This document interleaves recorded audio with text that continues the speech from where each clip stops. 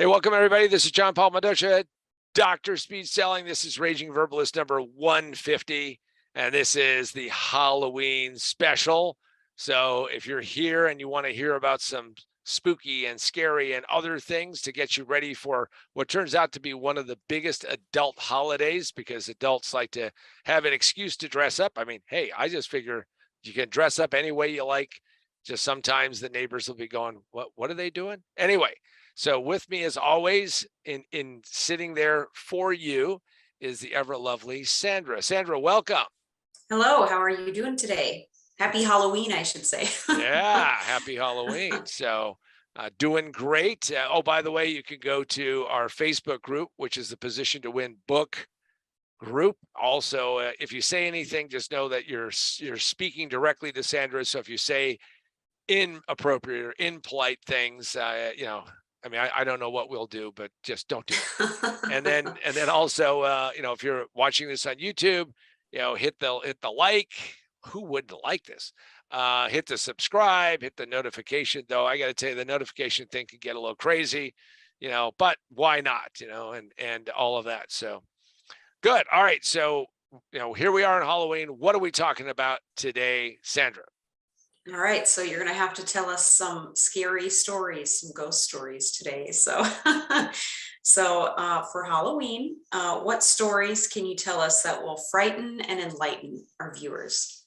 Well, and of course, I wearing the headset the way I am. I can't wear like funny costumes or something, but I am wearing the cool blue glasses to kind of help me get into the mood, get a little bit, and if I turn down the lights, then the lighting's even worse. So, well, I can tell you some scary stories, because when you sell, you deal with lots of crazy out there, lots of people. You just kind of wonder how they figured out how to do whatever they're doing, and what could take place. Probably some of the strangest stories that we'll go through today, but we'll get some little bit of scary stuff. I'll tell you a little quick one. When I first started selling calculators, yeah, I know calculators were the big deal. And what I did was I used to take a calculator and I would go sell them in a bar. Now I know that's like not a place that you'd expect people would, where they keeping track of their bar tab. And what I would do is I would go out and I would sell them, because I found out that especially in the 70s, the accounting and bookkeeping and lawyers and everything would, at a certain time of day, take a break. This is after lunch, take a break and go down and have a little snort, a little drink, and I would go and pitch calculators. And that was kind of scary, because of course it's literally you're sitting in the bar. Now you have to always duke the bartender. For those who don't know what that means, you have to give them money, and then you have to get into your pitch, and you have to, of course, you're selling to people who are trying to not think about their job, but you have to get excited, and you have to talk about the most amazing thing that you've ever seen. And that is that you can have this electronic 10-key calculator that will potentially change your life. So I used to do that. And that was kind of scary, because I had people who would go, and of course I already knew these words, but it was nice to see people wearing suits and ties configure these words in new ways and tell me how to do things that I don't think are really possible, though they were going to attempt to show me how to do it. So that would be like my first scary story, is out selling calculators in bars. And I actually got pretty decent at it. And eventually you figure out how to get in the pitch and how to get in the role and how to do all those things. And that was probably my early spooky stories. First off, I wasn't old enough to be in a bar, but I was still there. And, the bartender, as long as you weren't trying to get a drink, all you're trying to do is get money, and away you go. So that was probably my first original scary stories. And yeah, kind of one of those things that you wouldn't necessarily wish on somebody later on in life. All right, there are stories about lost deals, and can we hear one of these stories? Well, it's always interesting, and I'll tell a story, and it's really in the middle of nowhere, which is it's actually out in Norman, Oklahoma. And Norman, Oklahoma, for those of you who have not been there, is well, and of course Sandra knows exactly where it is, because of course her her Nebraska Big Red team plays that, Oklahoma, is it Oklahoma State or is it University of Oklahoma? Which one is in Norman? It's the Sooners. That's all I It's remember. the Oklahoma Sooners. Yeah. Well, they also have a computer lab out there because they monitor adverse weather conditions. And Norman, Oklahoma it's really not easily accessible from anywhere. So I had a sales guy who worked for me, and he says, John, these guys in Norman, Oklahoma, they're excited to see us. Well, I'm sure that they're excited to see any strangers roll into town, because it's not like people go, hey, let's see, I've been to Paris, I've been to New York City, now I need to go to Norman, Oklahoma. And if you're in Norman, Oklahoma, and you're not, and you're not happy about me talking about your town this way, now all I'm going to tell you is that, well, I got dragged across the country to go to Norman, Oklahoma. So I get to Norman, Oklahoma, and I go in, and as usual, when you go to a remote location, like that, they gather everybody to go listen to the presentation. I mean, they have everybody gathers around in the conference room, which is not common when you're in big cities or big locations because everybody's busy. But in Norman, it's like, hey, people have stumbled upon us. Maybe we should listen to them. And of course, driving to Norman with my sales rep, he's telling me about how we have this opportunity. We're going to win this deal. We're going to outwork our competition, who actually is my former employer. And we get there and we're doing the presentation, and these guys are reacting the right way. They're sounding pretty good. And something is amiss. It's a little bit like you're in one of those horror movies and everybody's just kind of smiling and you're not sure why they're smiling, and they're not small enough to be little babies, because when babies smile, everybody says, oh, that's just gas. Well, I don't know what it was, but they're all smiling and they're all happy looking. And then I go, okay, so we look good, right? We look like we could unseat the incumbent, and that would be a big deal. My guy is sitting there, and he goes, he's just like feeling good, and he's passing me little notes like we're in the 5th grade again. He goes, John, you're doing a great job, And then the people go from happy face, smiley face, to frowny face, and they go, well, let us tell you the story. And that is, every couple of years, our sponsor, who pays for this lab, requires that we go out and rebid the system. And therefore, we have to bring in 2 other vendors, and bring them in and have them do the big presentation, and then have them do proposals. And then what we do is we decide to stick with the incumbent. And you guys just happen to be the guys that we, you're the designated, crash test dummy. And I said, now we're 70 minutes into this thing. And I'm like, okay, so what you're telling me is that we were brought out here under the pretense that we would almost be, there, we might win, but in the end, you're going to say, no, we didn't win. And he goes, yeah. And I said, so why did you guys break down and tell me the truth? And the guy said, well, because you were so passionate and so sincere. Usually people come out and do like a 30-minute presentation and then take us to lunch and then they leave. And I was like, yeah, well, here's one thing that we're not going to do is take you guys to lunch. So that was a scary loss because, of course, we spent a whole day, we flew there, spent a bunch of time driving there, and I get in the car and I look at the guy, and the guy, we'll call him Bob. And I said, Bob, did you have any inkling of this? And Bob, of course, said no. And one of the things that I told him when I fired him a few months later is that, well, you really should pay closer attention, because these guys gave every sign of being too easy. And that in itself was a scary, scary time. So why in general are sales so scary? Well, sales are scary for several reasons. And I meet people all the time who say, I don't know, I think I could try sales. And what I say to them is, listen, here's the good news about sales. Most sales are, whether you believe it or not, most sales are are a commission only business. So while there's no ceiling, there's no floor, which means no sale, no money. So that's the first step. It's almost like Dante's, steps to hell kind of thing. So there's no money. So that's a problem. Number two is that it doesn't matter how messed up the company that you work for is, they still expect you to sell whatever crap you're selling. And they still have, it's a no excuses zone. So that's scary. But probably the scariest thing is that, and I have met very few people who in fact like to get rejected. But if you don't want to be rejected, then don't go into sales, because sales is a high rejection business. It absolutely is a high rejection business. Now, what happens is that people take this personally. And if they don't like you, I get it. Who everybody wants to be liked, which is why everybody wants to be like, oh, I want to develop rapport. I want them to love me. I want them to hug me and all. No, it's they really seriously don't like you, and they don't like you for all of the right reasons, which is, you're trying to get them to buy something they don't want to buy. So I would say that the reason why sales is so scary is that there is a whole high rejection factor. And I think that's the biggest thing. Who wants to be rejected? Who wants to be tossed to the curb? And who wants to have all of that happen? So I would say that is numero uno.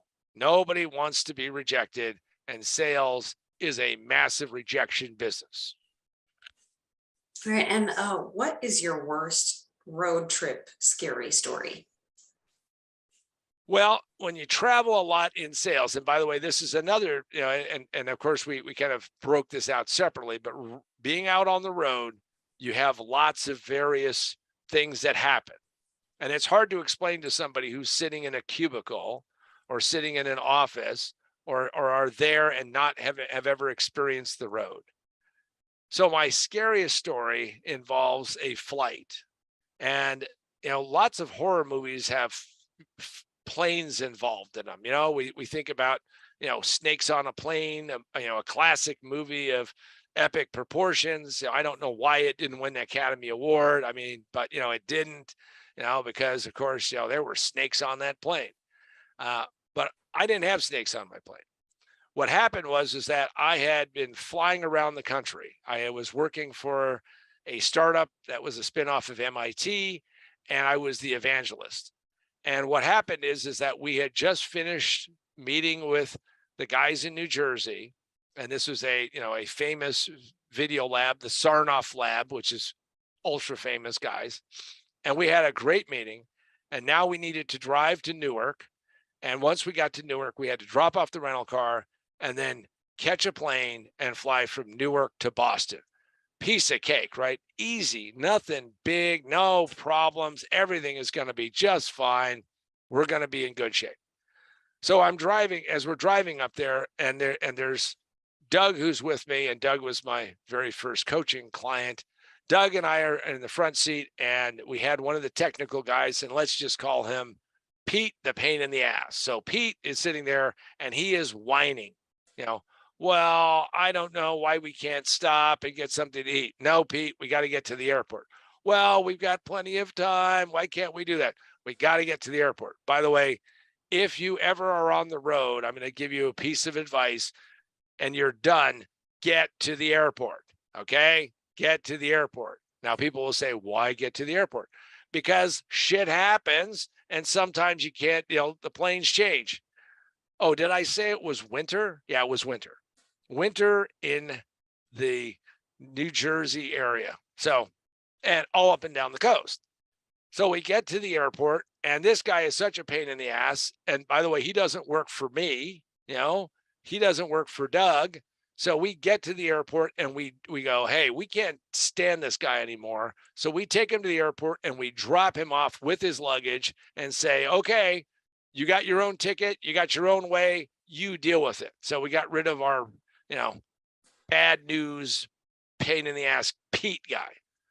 So we go drop off the rental car, and we're, dragging the luggage, and we're flying a semi-professional airline, which at the time was Continental Airlines. And it's a semi-professional airline because, by this point in time, they'd been through, I don't know how many bankruptcies and how many other issues. So we get there, And Newark looks like a disaster zone, crazy stuff going on. Well, we find out that, we made it in time and we're going to get on the airplane.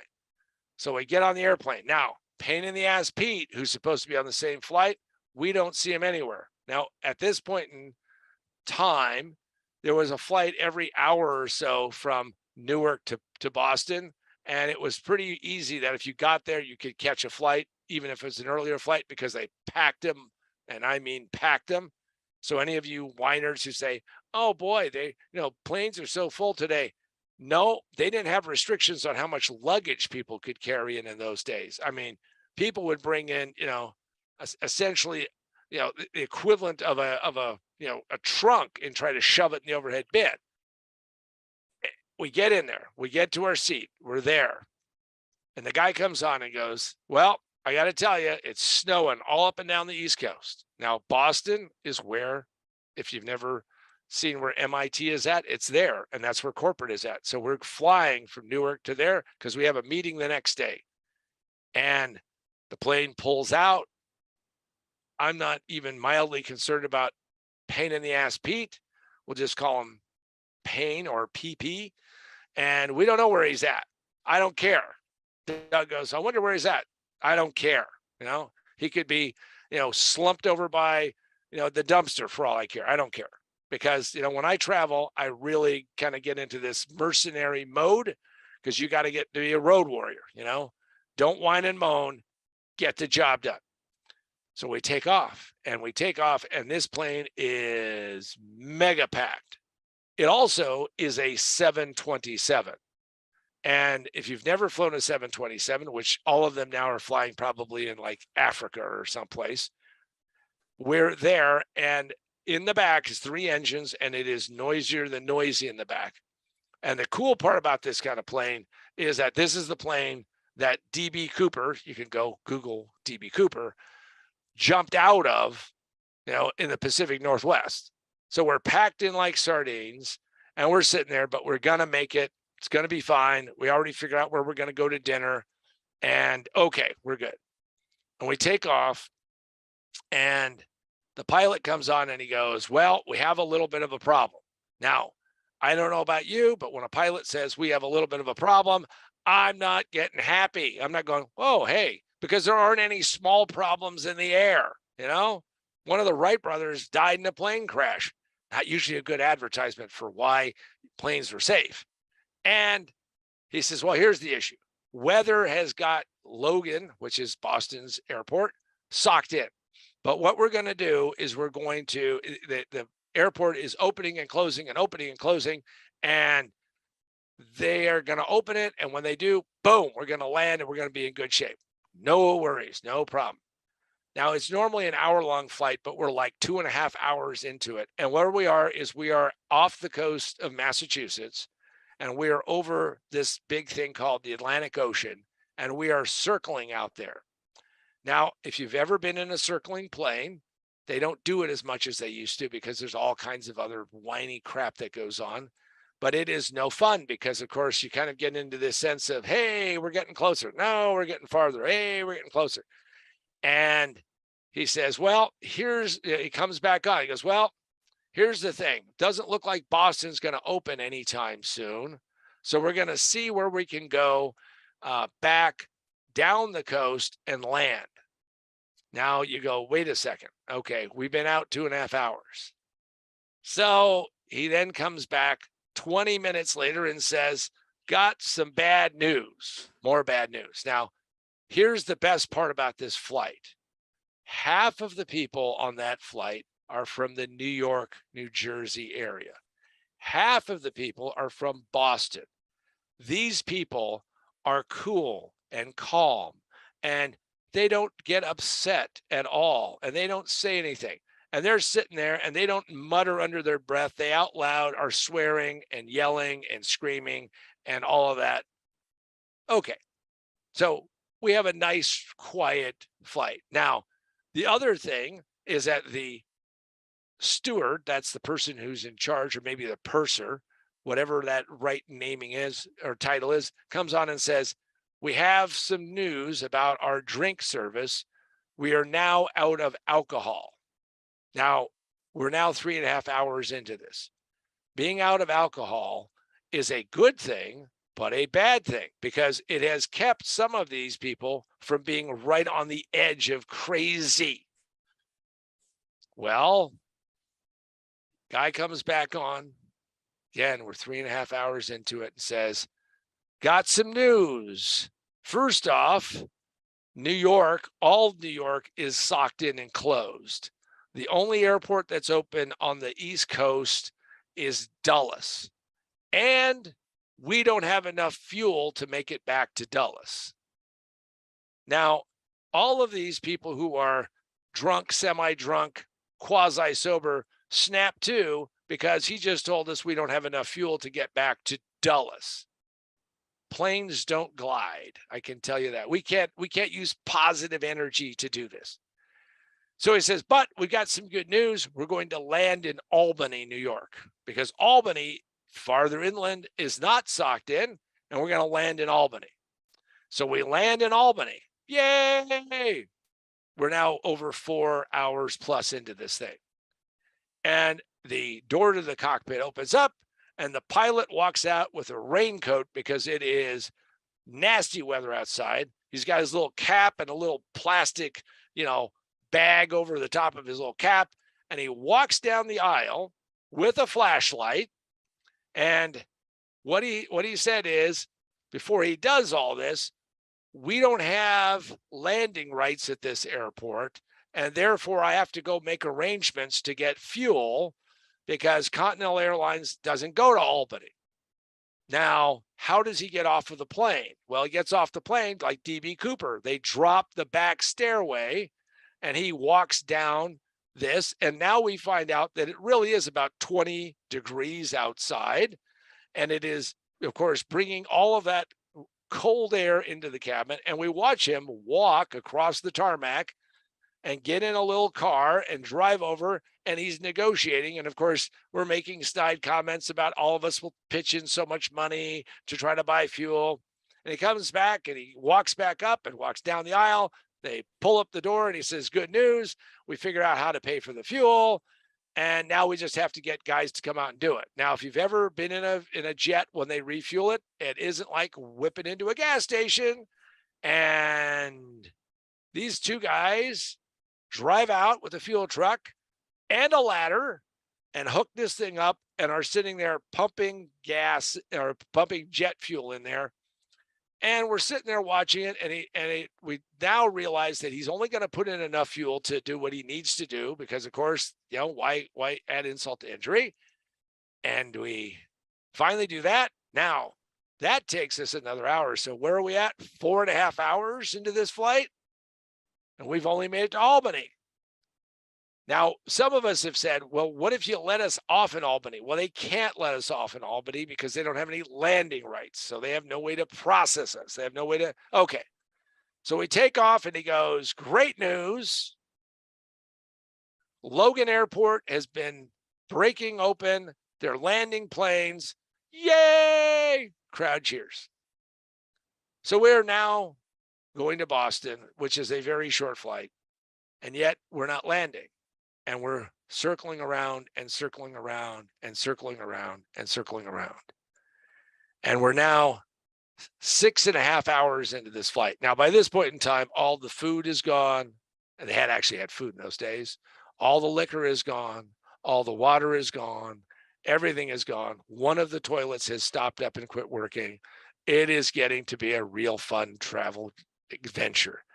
And I'm sitting there in the back and I'm looking at the little portal. And now this is about 7 hours plus into it. And the pilot comes on and says, we're going to be landing shortly. So prepare the cabin. And I walk back over and I say, Doug, where's your phone?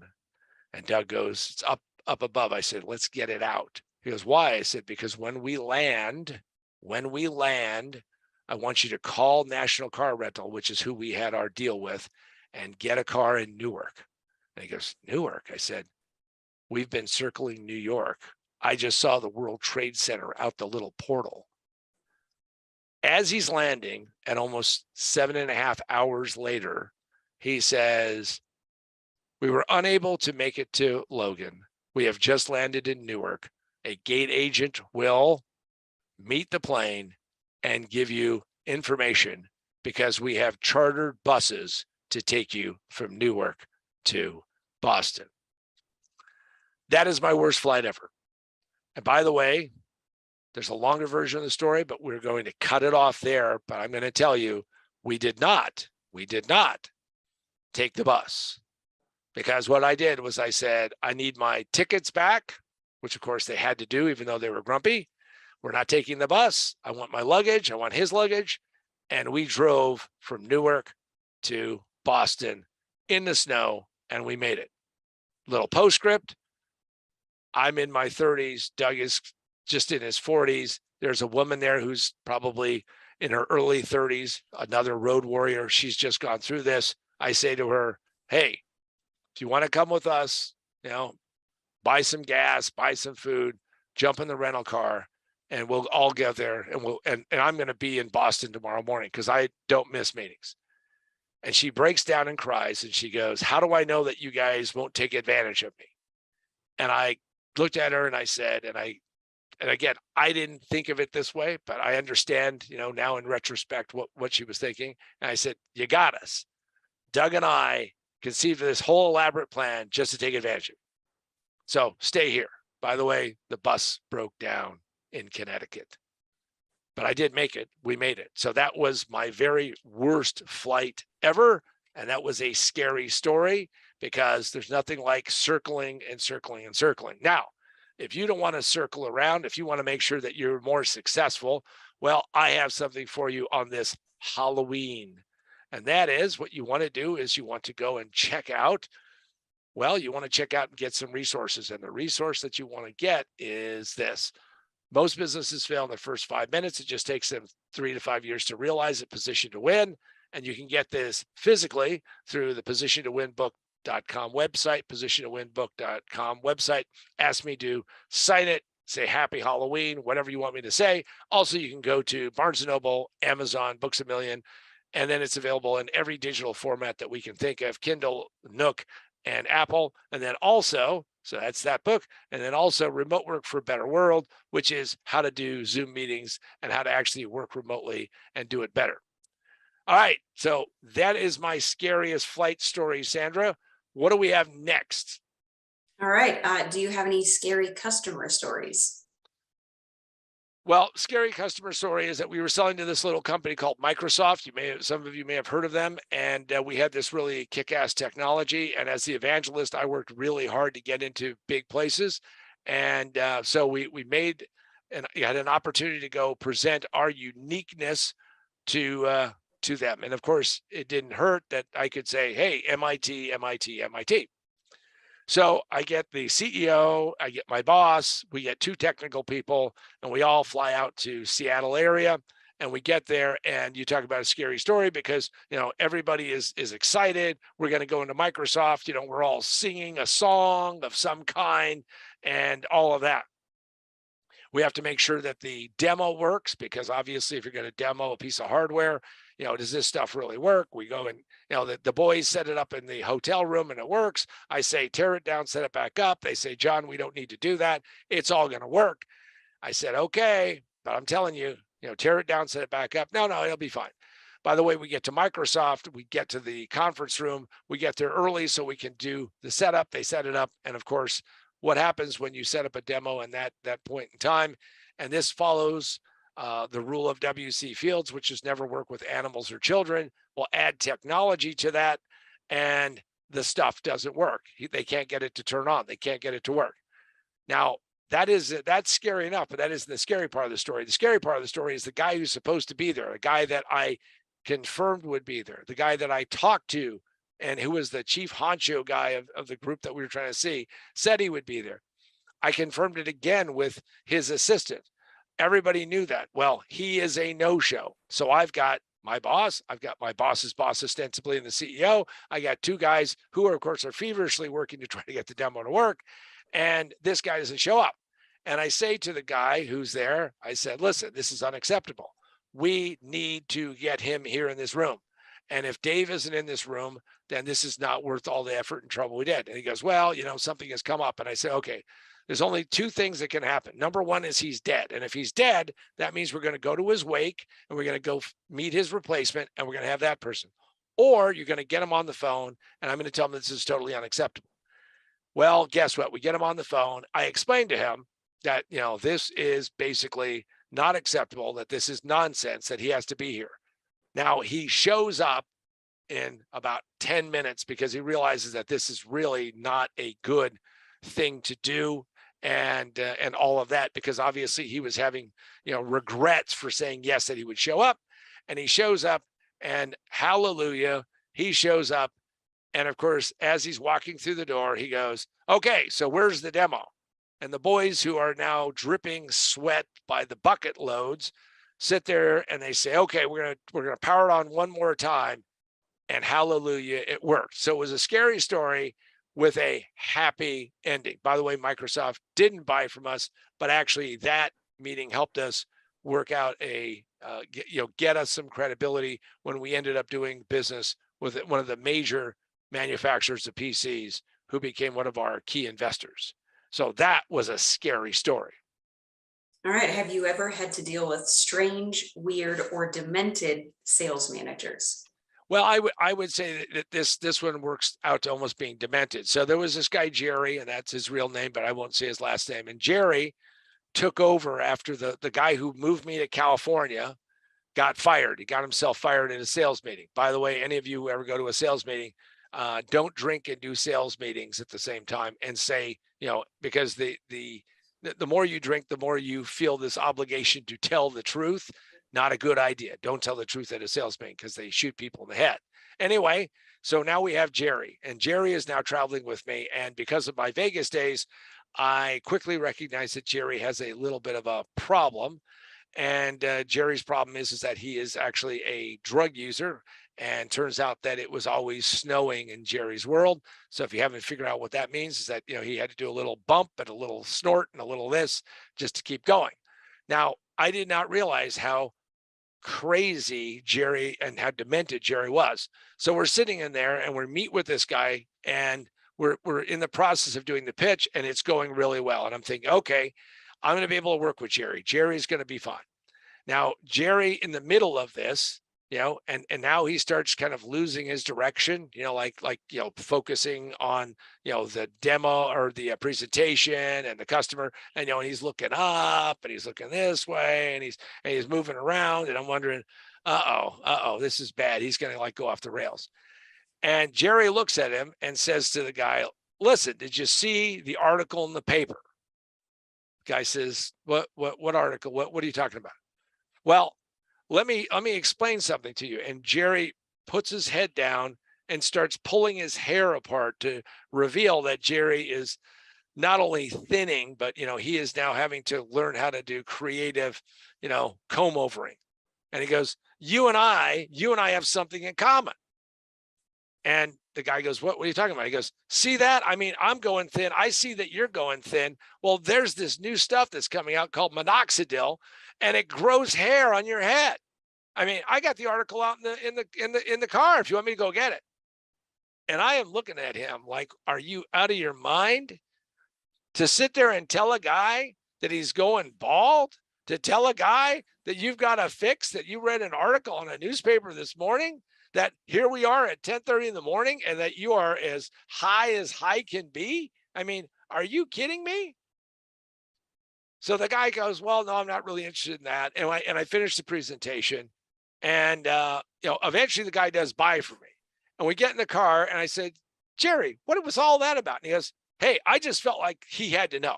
I mean, if somebody was willing to tell me that, I would want to know. I said, Jerry, nobody wants to hear from somebody that they don't know. Hey, by the way, you're going bald and this is what you ought to do. And, and everybody knows that the comb over isn't working. And I looked at him and I said, Jerry, is there such a thing as a good comb over? Come on. So yes, that was the demented Jerry story. Dare I ask, do you have any other stories? Well, Yeah, I have a story and I have witnesses on this one. The one with Jerry, I was there solo. So I was a manufacturer's rep, which is of course that lowest form of salesperson in high tech. And we had all these different lines, and we had this little handheld computer, and it was really cool because it did all these kind of really amazing things. And it was, today, of course, you have more power in a flip phone. And and it was a 15% commission line, which is like, whew, I mean, you're in rarefied air. And I convinced Storage Technology that they should, and that's a big manufacturer in Colorado, Broomfield, Colorado. And I convinced them that they could take this little device and they could give it to their service people, and their service people, because of all of the ports on the back of it, they could plug it in and they could then run their software and exercise the device, because they had, service people all over the planet working on this, and this would, make their job much easier and do a much better job. And the woman in charge of that group said, okay, that sounds interesting, because I started with the technical people, but then whenever you're going to sell high tech, you want to make sure that you find the money people. And she was an interesting person, and she had worked her way up. I mean, this was definitely, this is, a man's world. I mean, this is early 80s. And she goes, John, that's great. And she goes, well, explain to me how this is all going to work. So I pitched her on a pilot program in which they would buy 100 of these, not 10, not 20, but 100 of these. And that we would work with them, the manufacturer that we repped, and then get all the stuff over so all of this would work. And if that worked out, they would buy for their 800 service people. Well, my brother and I worked together at the same rep firm, and we were excited, and this thing was moving along nicely. And she had worked up the budget, she had worked up this stuff. She had seen enough proof of concept to say this was going to be the right way to go. And of course, the sales manager from this company said, hey, you guys are just reps. I mean, you got this crazy thing on the forecast. I've got to come out and visit with you guys. Okay. So he comes out and he visits with us. He goes out and does sales calls. And in the morning, my brother Michael takes him on sales calls. And then we're going to meet at a Mexican restaurant with Jeannie, real name. And Jeannie and I are going to be there. And this guy is, we're going to have that discussion. And then, we're going to go back over to her office. And we're going to go through some more stuff. But we're going to have a nice lunch. This is, lunchy poo time. And so she and I get there. At the time, I was a drinker and a smoker. And we get there and, we're having a good time. We got a picture of margaritas because that was pretty standard in those days. And Michael and this guy shows up, and we'll call him, I don't know what we'll call him. We'll call him really bad guy. Anyway, so we're sitting there, and she and I of course, have gotten to know each other fairly well. And we're very casual with each other. And he sits down and we're talking. And, we kind of doing a little business and a little other things. And of course, he finds out that she has been newly divorced in the last few months, moved out on her own. She's working her way up through, the corporate ladder. And she really is the person who's got to sign off on this thing.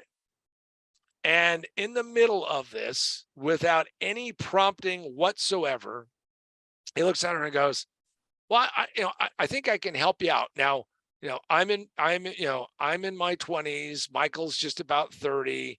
She's in her mid 30s. He's in his 40s. And he goes, well, let me give you some advice. And I'm starting to see the room catching on fire. And he goes, yeah. So I've noticed, now understand, we're sitting there, we're smoking and drinking. I mean, this was that time.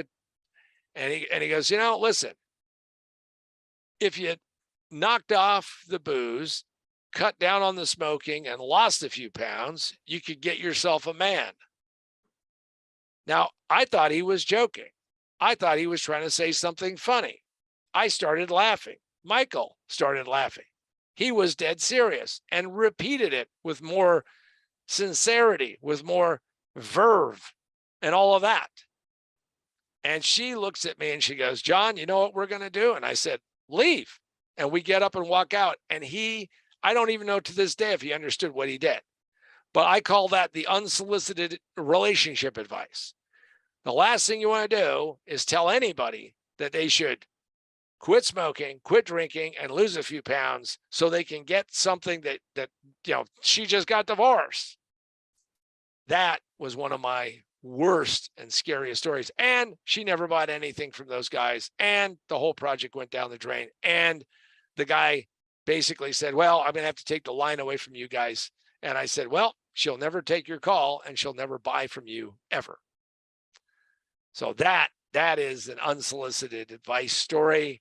And all I can say is that if you ever are with somebody, just tell them, don't try to help these people too much. You will just screw it up. That is a scary story. Okay. So it sounds like selling is a little bit like trick-or-treating every day. Sometimes you get a trick, sometimes you get a treat. So do you have any advice for those going door to door? Well, in today's day and age, people are starting to believe that you don't have to go door to door. You don't have to go do these things. My belief is that you need to overcome the fear factor inside of yourself to go out and meet people anywhere, anytime, any place, anyhow. Because if you do that, you'll become more successful. Sales is scary when you are not sure of yourself. Sales is scary when you do not understand that humans are reaction machines and they're going to react to what you say and what you do and how you act. And the best thing about selling is that there really is no ceiling. You can do a lot of amazing things. And the thing that makes it less scary is to, number one, know yourself. Number two, know what you're selling. Number three, know what your customers want and find a way to match all of that up. If you do that, what it will do is become more successful. And you'll find out, as I have through a very long career in selling, that selling can be some of the best things you can ever do. And you'll be able to survive the scary stories, survive the terrible situations, and more importantly, enrich not only your life, but the lives of all those that you sell to. And with that, I want to thank all of you who have joined us today on this Halloween special. And of course, the ever lovely Sandra. And for myself, John Paul Mendocha, Dr. Speed Selling, this has been the Raging Verbalist 150, and we'll be seeing you next week.